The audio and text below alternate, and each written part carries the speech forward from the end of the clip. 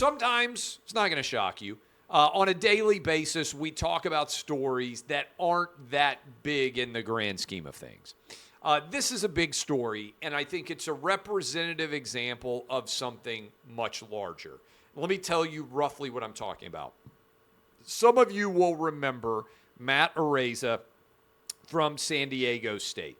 He's known as the punt god, incredible punter, was drafted and brought in as the punter of the future by the Buffalo Bills.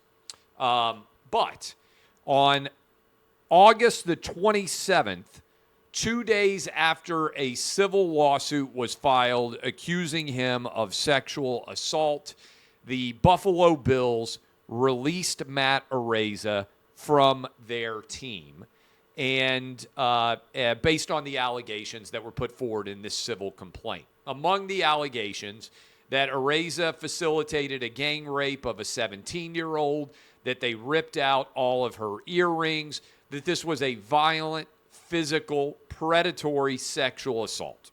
The allegations in the civil complaint received monumental and massive level media attention, such that the Buffalo Bills believed they were compelled to drop Matt Araiza from their team. You can go look him up and look up what a mob there was on social media demanding that Matt Araiza be dropped based on the allegations that were made in this civil lawsuit. So, yesterday afternoon, I want to give him credit because this was his work, and you may have just heard him on our radio show. Dan Wetzel, a friend of mine at Yahoo Sports, reviewed all of the public testimony surrounding the investigation by the San Diego Police Department and wrote an article for it at Yahoo Sports. Dan also just came on Clay and Buck and talked about that article. I shared it yesterday.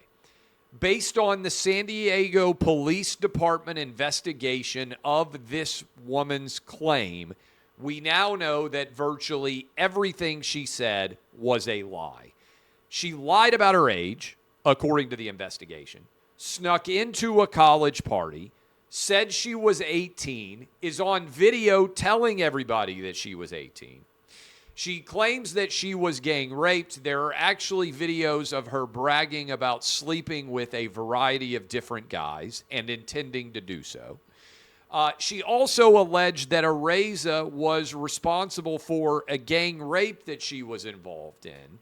Araiza, according to an investigation by, again, the San Diego Police Department, had already left the party roughly an hour before this incident occurred. And again, the San Diego Police Department determined that it wasn't a gang rape at all, that it was a consensual sexual encounter, but that Araiza was not even there at all for this incident.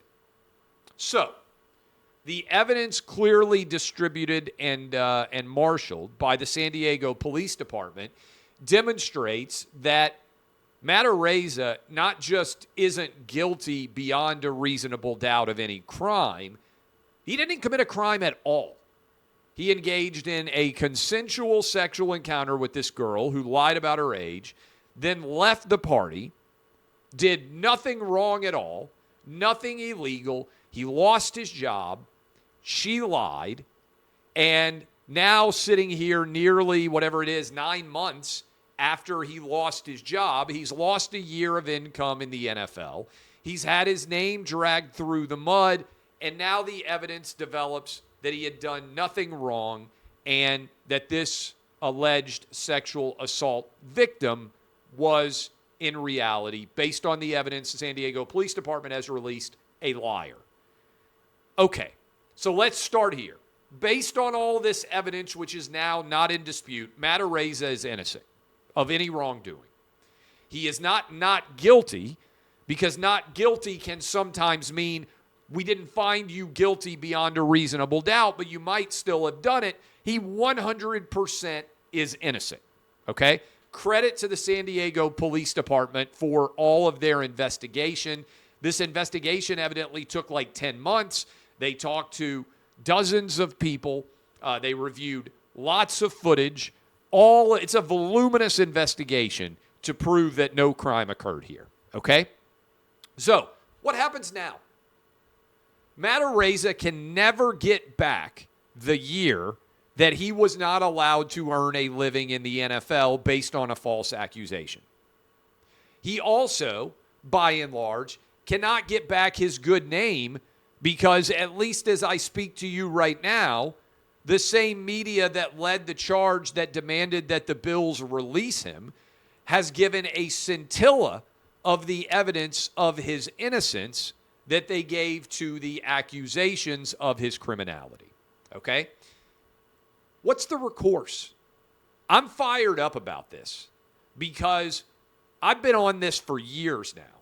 The whole Brett Kavanaugh case, #BelieveAllWomen, was a complete repudiation of our justice system.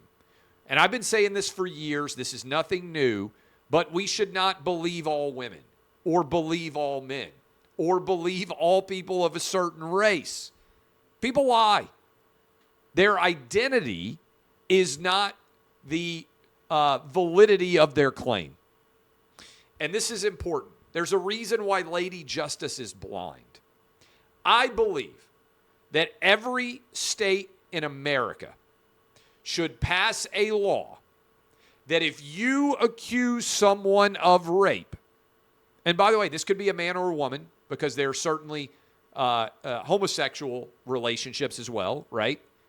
If you accuse someone of rape and you try to see them charged with rape and put behind bars, and it is 100% proven that your accusations are false, it's a high bar, you should be charged with a crime. And I don't mean some minor misdemeanor like malicious prosecution or filing a false complaint. I mean, you should face in prison the same number of years for filing a false rape claim as someone who is accused of rape would face if they were convicted. Let me explain. Let's say the penalty for rape is 5 years in prison. If you are proven to 100% have lied in your accusations of sexual assault, you should face 5 years in prison and be prosecuted for lying as a crime. Now, this is important. I haven't heard anybody really argue this. I think it is important. Okay? Several reasons. One, there should be consequences for lying to police and trying to get someone put behind bars for a crime they did not commit. Two, when you lie, particularly if you are a woman who is caught in a lie, you actually make it harder for true rape victims because people are less inclined to believe when they see stories like these that are 100% made up. So actually, you are doing a disservice to true victims of rape when you lie, and there should be consequences. Three, I'm saying when it can be proven 100% that you lied, right? It's hard to prove something is 100% not true. There are a lot of cases of alleged sexual assault where it's he said, she said, where really we don't know because there were only two people in that room. That would not apply here, right? Because it's impossible very often in cases such as those to know exactly what happened. I'm talking about a case like Araiza here where 100% the San Diego Police Department investigates and the allegations that you made, gang rape, all your earrings getting pulled out, all this stuff, 100% could not have happened. Also, by the way, you lied about your age, which I think is a big story here as well, because a big part of this story was, is a 17-year-old girl gang raped? Actually, she wasn't gang raped. She said she was 18, snuck into the party, engaged in consensual sex, and then tried to get these guys put behind bars, potentially for decades. And we don't even know her name. Because under rape shield laws, the man who is accused is immediately dragged through all the mud. Nothing at all is said about the woman. Another idea I have. How about until someone is convicted of rape, we don't know their name either? It's an interesting question, right?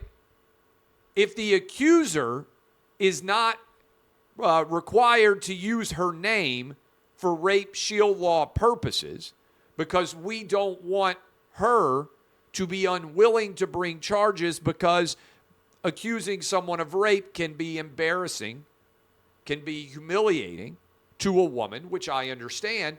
How about the fact that it's kind of embarrassing and humiliating to be a man who is accused of rape and your name immediately is on the front page of every newspaper and every newscast if you are remotely famous? How about that in the grand scheme of things? Okay? These all seem like eminently reasonable perspectives that we could take from the Matt Araiza trial. He's innocent. He's having trouble getting his good name back. Many people are not going to cover it at all. This is, I believe, fairly significant. By the way, as the news story is going on here, Donald Trump, liable for sexual abuse and defamation, ordered to pay $5 million in damages. So I'm sure you'll hear a lot about this story, and I presume whether he appeals or not, or whether Trump will pay $5 million. 2-week civil trial. Trump did not show up, said it was a political charade. Maybe Tara Reade will now sue Joe Biden too, and we'll see how exactly that all goes down.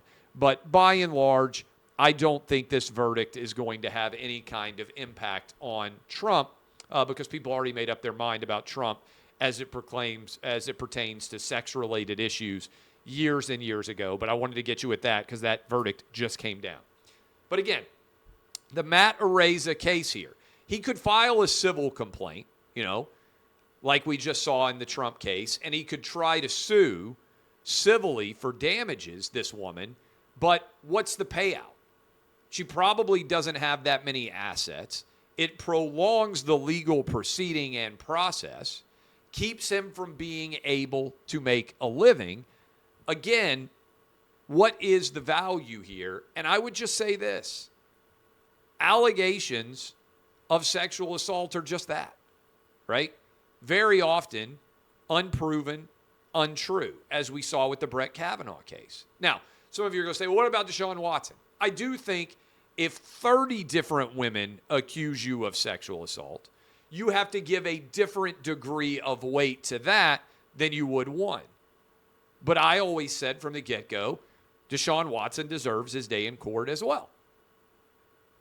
So I want you to just think about this, and I want you to just kind of pay attention in your own media universe. How much attention does Matt Araiza being 100% innocent receive compared to the attention that he received from being accused? And remember, he's never going to make back the money that he would have made playing football last year. He's never going to be able to unring the bell of sexual assault because many people will never see this second story.